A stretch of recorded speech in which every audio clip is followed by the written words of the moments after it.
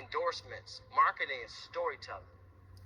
Endorsements are endorsements. Marketing, the best marketing companies in the world, they never tell you a price, but they show you the product, but they never tell you the price. Honda's gonna say, this is the Civic 2023 with leather, it costs you $36,000. That's a sales thing. That's a totally different thing. Right, all right. So I wanna start with Mr. Bridgman.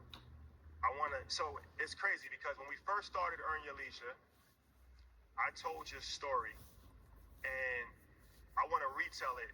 Correct me if I'm wrong. You played in the NBA years ago, right? And you never made like maximum amount of money, couple $100,000. But during the off seasons of your career, you worked at a Wendy's. People might have thought that it's kind of odd that an NBA player is working in Wendy's, but you were working in Wendy's to learn the business.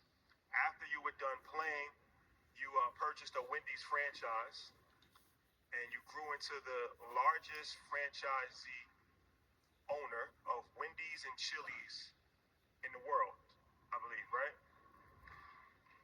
He said yes. Keep going. Keep going.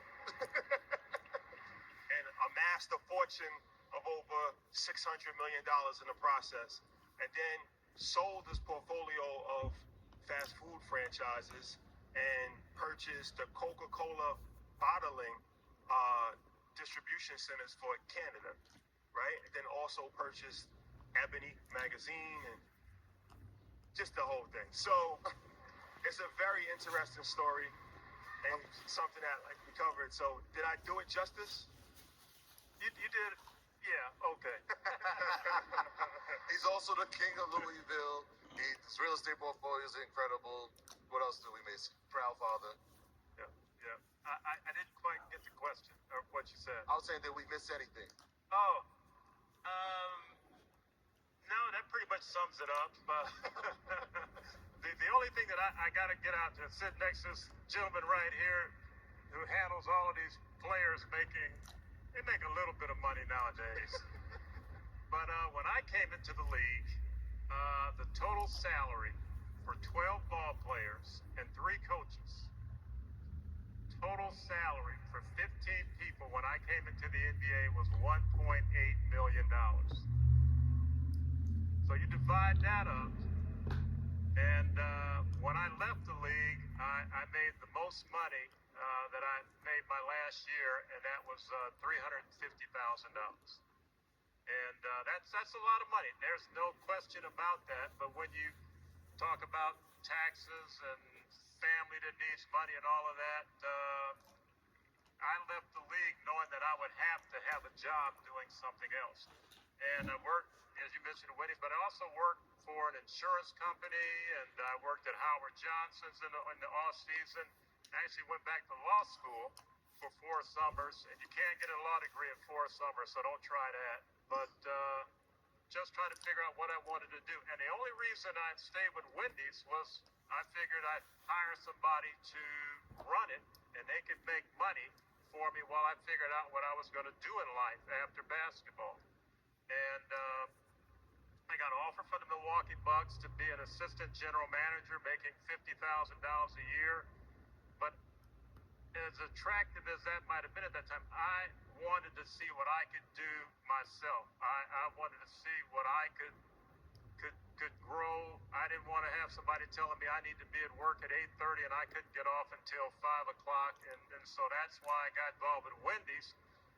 I figured food, people always need to eat, so we'll see how that develops, how that goes.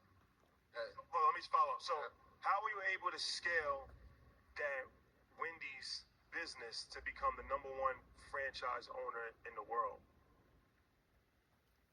Well, we started off like most companies at that time. If you're black and you're going to get involved, they're going to put you in the black area town. And so it was no different. We started in Milwaukee because I spent all those years there with 5 stores in the inner city of Milwaukee.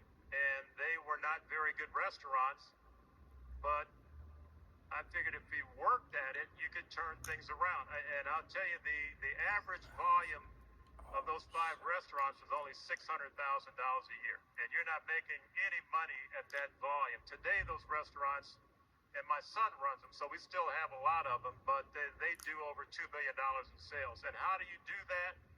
By getting involved with the people and letting people know that you care about them. Now, how do you do that? Back at that time in Milwaukee, if you got stopped for any traffic violation, they took you to jail. It was a crazy law that I'm glad they've changed, but where was all of our people at? They were in jail. So we were bailing people out every day, and I could take you through other things that we did to help show people that we cared about them. And once they realized that we cared about them, then they cared about the business, and they cared about us, and we grew. And as we grew, we added more stores. To a district manager, to an area operations person, and after a while, we had a lot of people making over $100,000. How did that happen? And it was in what I would call a real American dream. You could go to work if you had just common sense and you're willing to work hard, you could make a good living for yourself. And we had people that went on from there and became franchisees on their own. So turn around, and it was a matter of helping people. And then one day I looked up and we had 275 Wendy's restaurants. And then I turned around and we had 125 Chili's restaurants. And then we had 500 restaurants, and 25,000 people working for us. So Scaling looks likely. My brother Rich, first, congratulations. Clutch Sports, 10 years in business. It's interesting, I'm listening to Junior speak, and he was thinking that he had to get a job after the season was over. And your job is to make sure that the guys are doing stuff that are productive outside of basketball when their seasons are over, in addition to their contracts. But I want to congratulate you.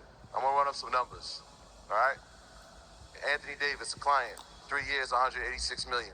Draymond Green, 4 years, $100 million. Fred VanVleet, 3 years, $128 million. Jeremy Grant, 5 years, $160 million. DeJounte Murray, 4 years, $120 million.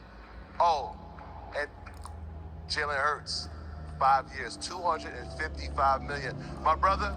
Attention homeowners, if you're thinking about listing your property with a realtor, you might want to listen to this first. My brother, you've had a great summer. can he come back and represent me? We'll negotiate it. You've had an amazing summer. $2 billion in contracts. But I know it's Make some noise for that. $2 billion in contracts. #1 agent, sports agency, owned by a black man. Owned by a black man. That's a fact. But it's bigger than money with you. It's more about the education. I want you to talk about that because we can see what happens if you're doing something outside of the field. Yeah. First, I want to start off by saying I really appreciate this room. It's a really beautiful room. So thank you guys for showing up and wanting to hear us talk. Yeah, I think I had a great summer. There was some in there. Quentin Williams, signed a $100 million deal. But I said this, and I'll say it again, and this is how life come around in full circle. Ironically, out of all those numbers you named, the most important deal I did this summer was for a kid named Chris Livingston. And he was the last pick in the draft this year. He was the 58th pick in the draft to the Milwaukee Bucks. And the reason why I felt that was the most important is because I think people underestimate how important it is to just have a start in something. People really underestimate that. And so for me, to be able to give this kid an opportunity for him to have guaranteed money to where he don't have to scratch and claw and he can kind of take some time to develop as a ball player. And for me to make this deal with the Milwaukee Bucks, understanding who they were as an organization, it wasn't about the money for me. It was about growth opportunity for him. And so I placed him there. I picked up the phone and called teams 37, 38, 39, 40 and tell them, don't draft him. please don't draft him, because I had a better situation for him. And yeah, although these guys are making the money they're making, it don't matter if your habits aren't great, right? That's real. Like, Mr. Bridgman made what he made, but it didn't matter. It's all relative, because his mindset was, I'm going to continue to do more despite where I land. Oftentimes, as you make more, you become more complacent in your approach to things, right? And the way you think, your mindset. And I always try to get guys to understand that it's important to continue to have drive. It's important to continue to have a positive mindset, positive energy while doing well, right? And so that's just where I sit in the business. I've been blessed, you know, and